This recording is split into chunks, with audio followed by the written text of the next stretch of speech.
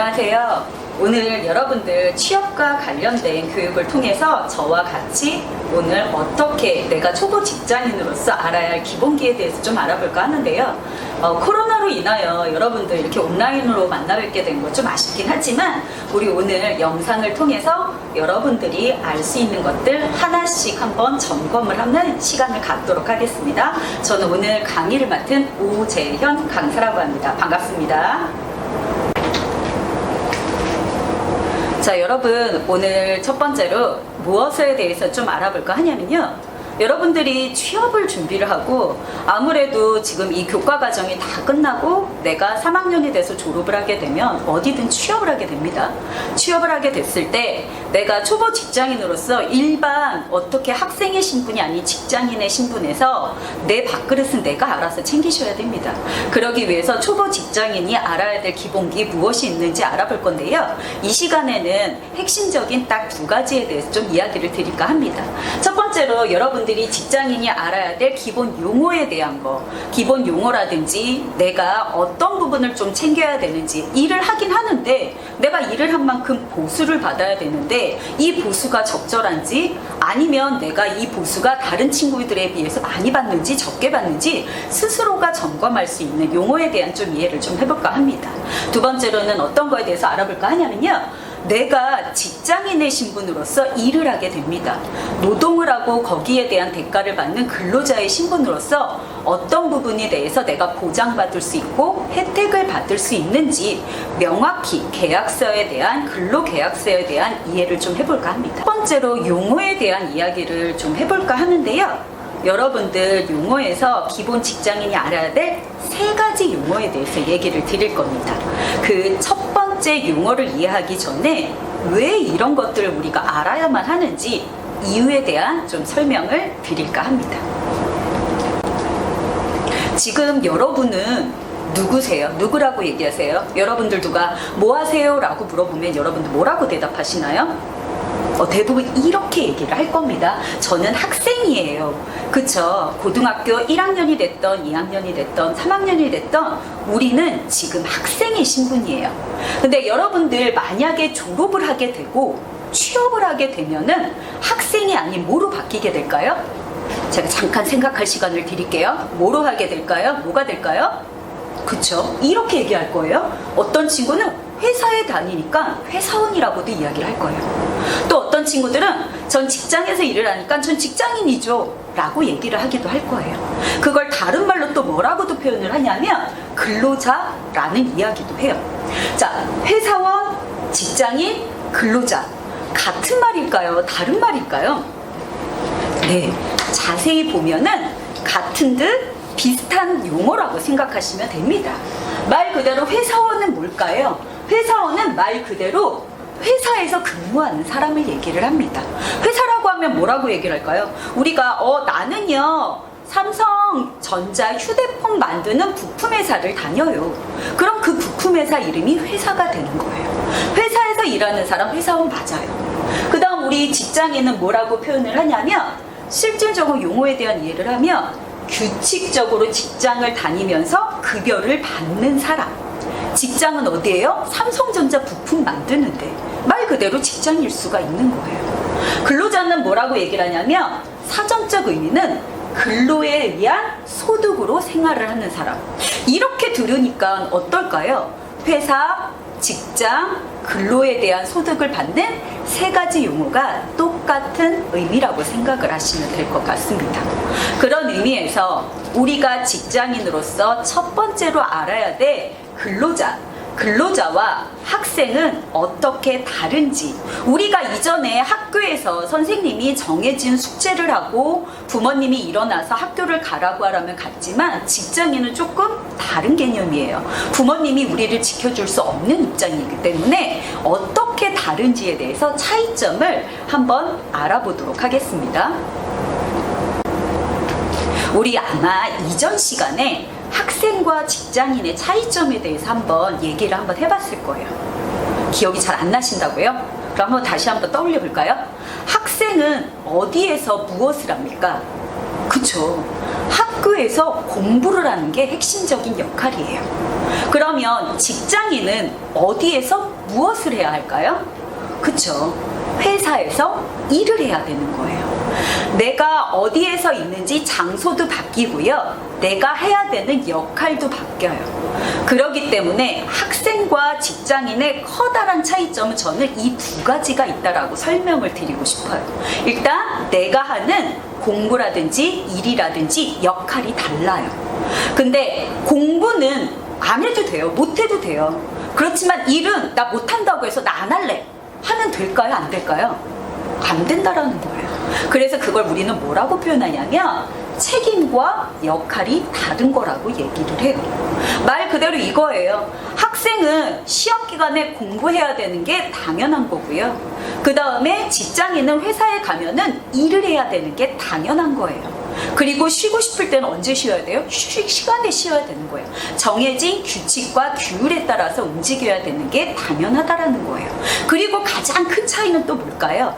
학교는 어떻게 해요? 여러분들은 학교 다닐 때 뭐를 내요? 급식비라든지 돈을 내요. 학교에 대해서 돈을 내고 내가 교육을 받는 입장이지만 직장에 돈을 내고 다니나요? 아니면 돈을 받고 다니나요? 그쵸? 직장은 돈을 받고 다니는 거예요. 그래서 내가 돈을 지불하는 입장이냐 돈을 받는 입장이냐에 따라서 다르다라는 거예요. 그래서 학생과 직장인의 차이점을 커다란 차이점을 저는 두 가지, 내가 하는 책임감이 있느냐 없느냐, 내가 그 다음에 일을 하느냐 공부를 하느냐의 역할의 차이가 있고, 두 번째로 돈을 주는 입장이냐 돈을 받는 입장이냐에 따라서 다르다라는 거예요. 그러면 여러분들 직장은 내가 돈을 주고 다니는 게 아니고 돈을 받고 다니는 거예요. 그러면 직장에서 요구하는 게 뭘까요? 돈을 받는 만큼 밥값을 하는 사람을 원해요. 그렇기 때문에 밥값을 하게 되는 사람에 대해서 밥값을 잘하는 사람은 뭐라고 얘기할까요? 오, 쟤 일 잘하네. 쟤 그다음에 쟤 밥값 하네 라고 얘기를 해요. 근데 반대로 내가 돈을 이만큼을 주는데 밥값을 제대로 못해요. 그럼 뭐라고 얘기를 할까요? 아, 일 못하네. 쟤 안 되겠네. 내가 사람 잘못 봤네 라고 이야기를 한다라는 거예요. 그럼 내가 밥값을 잘하고 일하는 만큼 내가 밥값을 잘하는데, 그러면 내가 이 밥값을 잘하는 만큼 인정받기 위해서는 무엇이 필요하다? 우리가 근로자가 알아야 될 기본기를 아는 것부터 시작이라고 생각하시면 될 것 같습니다. 그러면 근로자가 알아야 될 기본은 무엇이 있는지 지금부터 세 가지 중에서 첫 번째부터 알아보는 시간을 갖도록 하겠습니다. 자, 우리 세 가지 중에서 첫 번째를 알아볼 건데요. 이거를 알아봐야 되는 이유가 무엇이냐? 이것 때문에 그렇다라는 거죠. 우리가 도와주는 사람들이 있었어요. 예를 들면 이거예요. 집에서는 우리가 힘들거나 어려운 일이 있거나 그럴 때 누가 도와줬어요? 부모님이나 가족이 도와줬겠죠.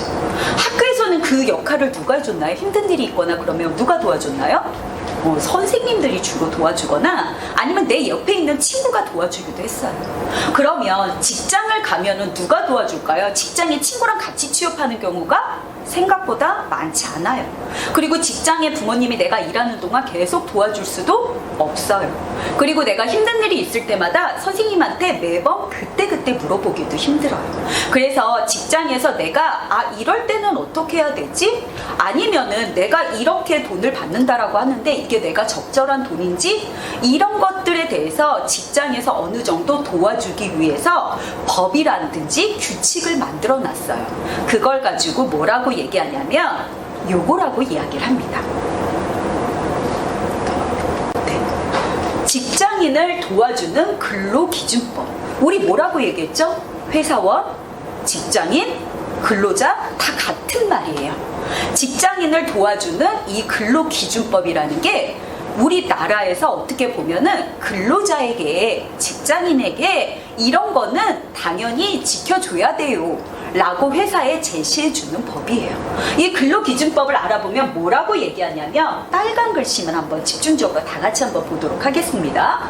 근로자의 기본적인 생활을 보장, 향상시키며 균형 있는 국민 경제의 발전을 도모하기 위해 제정한 법이다. 한마디로 여러분들이 직장 생활을 원활히 잘 할 수 있도록 어떤 일부분을 도와주는 법이라고 생각하시면 돼요. 그러면 여기에서 보장받을 수 있는 법이 무엇인지 알면은, 예를 들면 이거예요. 오늘 빨간 날인데 근무하라고 해. 그리고 나 퇴근 시간 지났는데 근무하라고 해. 그러면 근로기준법에는 어떤 식으로 그런 것들이 명시되어 있는지, 말 그대로 저는요 지금 야근 시간이 여기까지이니까 저는 여기까지만 이런 부분을 할래요 라고 내가 당당하게 목소리를 낼 수 있는 어떤 근거가 될 수 있다라는 거예요. 그러면 여러분들 근로기준법에서 우리가 알아야 될 부분은 무엇이 있는지 그 핵심적인 부분만 오늘 뽑아서 한번 이야기를 드릴까 합니다. 근데 여기에서 중요한 건 이거예요. 제가 다니는 회사는요 3명밖에 없어요. 자, 3명밖에 없으면 이게 해당이 될까요? 안 될까요? 여기 밑에 조그만 글씨를 집중적으로 보시면 돼요. 이 근로기준법은 말 그대로 상시 5인 이상의 근로자가 사용하는 모든 사업. 상시라는 의미는 뭘까요? 항상 회사에 갔을 때 있는 사람. 그 있는 사람이 5명 이상이어야지 적용된다라는 거예요. 근데 예를 들면 이런 거예요. 우리 5명 돼요. 제가 회사 가니까 5명이 앉아 있었어요. 근데 사장님 있고요. 사장님 부인이 있었고요. 사장님 딸이 있어요. 그리고 나머지 2명은요. 모르는 사람들이 있더라고요. 말 그대로 여러분들이 상시 근무하는 5명이기는 한데 가족, 동거하는 친족 많이 사용하는 사업장이나 가사 사용인은 해당되지 않는다. 자, 그러면 제가 잠시 좀 전에 이야기했던 그 회사는 해당이 될까요? 안 될까요? 가족 셋, 모르는 사람 둘. 어떻게 보면 그 기업은 적용이 안 될 수도 있다라는 거예요. 모르는, 가족이 아닌 모르는 사람들이 5명까지 일하는 데부터 모든 게 적용될 수 있다. 예를 들면 이거예요. 저 커피숍에 이라는 커피숍에 취업을 했는데요. 그 일하는 커피숍에는 우리 다 합쳐가지고요. 파트타임이랑 이렇게 아르바이트 포함해가지고요. 보니까 한 7명 정도 근무를 해요. 다 가족은 아니었어요. 그러면 그런데도 해당이 될 수 있다라고 이해하시면 될 것 같습니다. 그러면 근로기준법에서 중요한 핵심 무엇이 있는지 단계별로 좀 알아보도록 하겠습니다.